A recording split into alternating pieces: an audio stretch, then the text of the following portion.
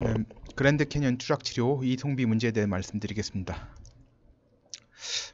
이 문제에 대해서 여러분들이 여러 그 유튜버들이 다뤘는데요. 일단 치료비 이송비는 본인 책임이어야 한다는 것이 대세인 것 같습니다. 저는 이의는 없습니다. 그래서 이에 대해서는 별다른 이야기는 하지 않겠습니다. 하지만 많은 분들이 부족한 지식을 가지고 이야기하는 바람에 이제 그 오류가 있어서요. 그러니까 많은 분들이 착각하게 할 수 있어요. 근데 이게 조심해야 돼요. 이런 걸 갖다 이야기를 잘못하면요, 나중에 낭패를 볼 수 있어요. 그렇다고 그 잘못된 지식을 말씀드린 분에 대해서 소송을 걸 수는 없지 않습니까? 네.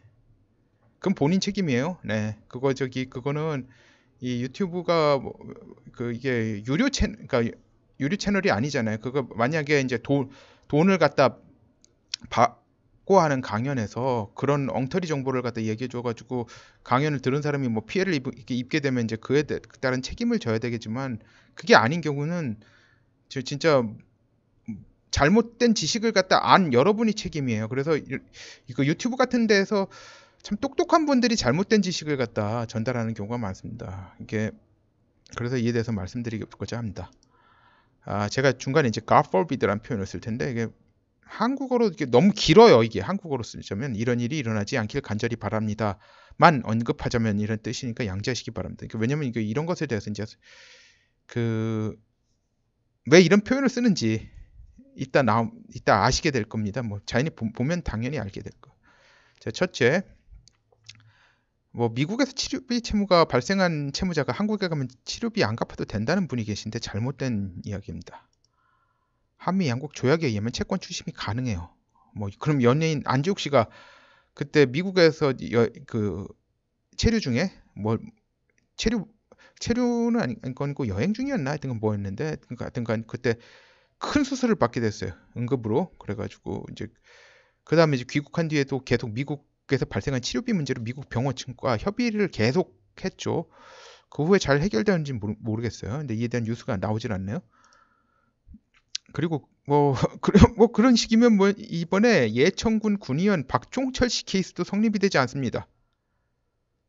저기 일종의 이 소송 자체가 박종철 씨한테 걸린 소송이 형사 소송이 아니에요.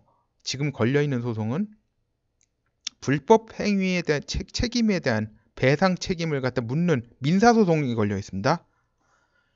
그럼 안 내면 그만이죠. 추심이 안 되는데, 민사소송의 핵심이라고 하는 게 결국은 그 배상 명령이나 아니면 지급 명령을 받고 그걸 갖다 추심하는 것에 있어요. 이 둘 중 하나라도 없으면은 하나 많아요. 둘 중 하나라도 안 되면 둘 다 돼야 돼요. 그러면 그분이 돈 10억, 20억 내느니, 그러니까 아무리 줄여서 나온다고 해도 진짜 10억, 20억이 될 거 아닙니까? 이게 너무 액수가 진짜 엄청나던데. 그러면 그분이 난 죽을 때까지 미국, 캐나다 그런 데 안 가면 돼. 10억, 20억 안 내고 말지. 그렇게 하면 끝이에요. 그러면 원고가 오히려 피박 쓰는 겁니다. 나중에 변호사 비용 독박 다 뒤집어 쓰고 끝나는데, 이거 변호사 비용이 적게 나오지 않습니다. 절대로. 이게 변호사 비용 같은 게 이게 사람들이 잘 모르는 경우가 있는데, 이런 경우에는 변호사들이 보통 시간을 갖다 $500 정도까지, 아무리 적어도 $500를 차지합니다. 그러면 그게 생각해 보세요. 어느 정도가 나오는지. 하루에 이 사람 소송 때문에 신경 쓴 거 가지고 진짜 8시간 신경 썼다. 그러면 그거 4,000불이에요. 적게 잡아도요. 이것도 적게 잡아도요. 이게 이런 걸 갖다 더 한 달을 매달린다고 생각을 해보세요. 휴일 빼고 어마어마합니다. 액수가 진짜. 물론 이제 그렇게만 계속 나가진 않지만 하여튼간 변호사 비용만 해도 엄청나게 돼요. 이 액수가 이 정도면요, 변호사 비용만 상당히 들어가요. 그러면 변호사도 의미 없는 소송을 걸라고 하진 않습니다. 이 경우에는. 왜냐면 자기도 돈을 받아야 될 거 아닙니까? 가끔가다 악질 변호사들이 있어요. 그렇지만 악질 변호사도 의뢰인이 돈을 낼 능력이 돼야 뜯어내기 위해서 말도 안 되는 소송을 갖다 걸게 하는 거예요. 근데 지금 보니까 지금 원고인 분이 그렇게 자산이 많은 분이 아닌 것 같아요. 그런데 되도 않는 소송을 걸라고 하겠습니까? 나중에 추심도 안 될 걸? 말도 안 되죠. 자, 둘째는 치료비 그러니까 치료비가 이제 누구의 책임이 될 건가? 근데 환자이신 박준혁 씨 책임입니다. 왜냐면 이제 본인이 이미 성인이죠. 보도에는 이제 25세로 나오는데 이제 만약 이게 한국 나이라고 해도 만으로는 23, 24세이기 때문에 이제 법적 성인입니다. 자, 부모님에 대해서 이제 부모님에 이에 대해서 책임이 없어요. 그러니까 만약에 이제 박준혁 씨한테 이 치료비나 이런 걸 갖다 병원 측에서 부모님한테 추심을 할 수가 없습니다. 이제 달라고 할 수도 없고요. 뭐 치료비에 대해서는 고려할 점이 있어요. 이제 박준혁 씨가 얼마나 많은 자산이 있느냐 이게 문제가 됩니다. 박준혁 씨가 뭐 가지고 있는 게 아무것도 없으면 솔직히 말해서 뭐 10억 원이다. 솔직히 이거 배째라금 하면 끝입니다. 네. 한마디로 이제 만약 박준혁 씨가 이제 살아가지고 그러니까 한국에 귀국했다. 병원에서 돈 10억 내라. 전 낼 거 없습니다. 라고 배째면 이제 그쪽에서 조사를 해봅니다. 그리고 나서 자산이 없다고 생각하면 그냥 포기합니다. 그냥 소송도 안 걸어요. 왜냐면 소송 걸면 변호사 비용 들어가잖아. 받을 수 없다고 생각하면 깨끗이 포기하고 그거 비용 처리합니다. 그냥 병원에서. 뭐 들리는 소식엔 박 씨가 마세라티가 있다고 하는데 뭐 이거 사실 여부는 확실치 않습니다. 그냥 루머일 수도 있어요. 근데 집이 상당한 자산가래요. 그래서 박 씨 명의의 부동산이나 예금 등 자산이 있을 가능성도 배제하지 못할 것 같습니다. 뭐 이에 총 가액이 얼마가 되느냐를 살펴야 될 것 같네요. 뭐 현재로선 박 씨 상태는 뭐 한국으로 이송할 수 있는 상황은 아닌 것 같아요. 이송하려다 뭐 상황 악화될 거는 뭐 이거는 의사한테 안 물어봐도 뻔하죠. 예, 이런 것은 뭐 굳이 의사한테 물어볼 필요가 없습니다. 그리고 아무튼 뭐 지금 상황이 어떻게 될지 의식 회복이 될지 아니면은 뭐 안 될지 뭐 그게 이제 미지수예요. 어떤 식으로 갈지. 근데 그러니까 이 상황이 언제까지 지연될지 알 수가 없어요. 그러니까 지금 10억 원, 여태까지 지금까지 치료비가 10억 원이라고 하는데 이제 더 나올 수도 있어요. 더 나올 수 있는 게 더 나오죠. 하루하루가 이제 어마어마한 돈이 나오는 겁니다. 중환자실에 있으면 뭐 그렇죠. 제가 예전에 캐나다에서 어떤 사람이 이제 암 치료를 받는데 캐나다 주정부 보험이 없이 하는 경우 그게 하루 입원비가 한국 돈으로 300만 원 정도가 나왔습니다. 네. 그러니까 입원비 치료비 뭐 그래서 300만 원이에요. 그게 하루 일을 줄여도 뭐 박씨 자산 그러니까 치료비가 아무리 뭐 일을 줄여도라는 거는 치료비를 협의를 해가지고 해봤자 해서 줄인다고 해도 이건 뭐 도저히 커버가 안 된다 판단되면 뭐 굳이 변호사나 뭐 다른 서비스 그 서비스죠. 치료비 줄이기 위한 서비스가 별 서비스가 다 있대요. 뭐 온라인 서비스도 있대요. 그런 거 활용하는 건 돈 낭비할 수도 있어요. 괜히 그 사람들 뭐 돈 벌게 해주는 것밖에 의미가 없죠. 그렇게 되면. 자, 그리고 한국 민법에는 영미법의 민법 같은 파워 오브 어터니나 리빙 윌 같은 제도가 없습니다. 그래서 좀 복잡한데요. 그래서 그러니까 이 제도가 왜 있냐면요.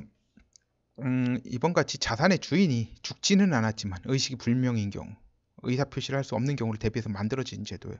왜냐면 이 사람 재산이 있는데 이거 치료비를 갖다 내야 되는데 이 사람이 지금 의식이 없어. 그러면은 치료비를 내든지 아니 무슨 비용을 지출하든지 하여튼간 뭐 해야 될 텐데 이걸 갖다 지정한 사람이 아무도 없으면 만약에 네가 내 아들이니까 아들이 지금 의식불명이다. 몰라 여기는 이걸 갖다 굉장히 분명히 따져요. 미국하고 캐나다는 이런 데는 그래가지고 부모가 멋대로 그걸 자산을 갖다 처분해가지고 뭘 갖다 얘를 위해서 쓴다든지 뭐 그런다고 해서 그거 안 됩니다. 그건 불법이에요. 그런데 이제 한국은 이런 제도가 없죠. 그래서 이번의 경우 같이 자산의 주인이 이제 죽지는 않았지만 의식이 불명한 경우 제도 의사 표시를 할 수 없는 경우를 대비해서 만들어진 제도예요. 그러니까 이 사람이 의식이 없을 때 누가 이 사람 대신해서 이 사람 자산을 처분하고 대신에 이제 뭘 지불하고 그런 걸 할 수 있는지 이제 그걸 갖다 지정해 놓는 제도예요. 네. 뭐 그것 말고 또 광범위하게 또 뭐 그 몇 가지 요소가 더 있지만 대충은 이제 그런 목적으로 만들어진 겁니다. 결국은 박 씨가 의식을 회복해 의사 표시를 할 수 있든지 God forbid 돌아가실 때까지 박 씨의 자산에는 손을 대지 않는 것이 괜한 법률적 논란을 야기하는 걸 예방하는 길일 것 같습니다. 이 괜한 이거 문제가 생기면요, 나중에 너무 아프잖아요, 진짜. 그렇죠. 진짜 이거 일어난 것만 해도 너무나 가슴 아픈 일인데. 그리고 박 씨가 의식을 회복하든지, God forbid, 돌아가신 뒤에 이제 한국으로 돌아가시는 게 아니라 이제 작고하신, 좀 어린 분한테 작고라는 표현은 좀 그렇지만 약간 하신 뒤에 이제 한국으로 돌아가면요. 한국으로는 그러니까 살아서 돌아가든지 아니면 시신이나 뭐 그런 형태로 돌아가는 거죠.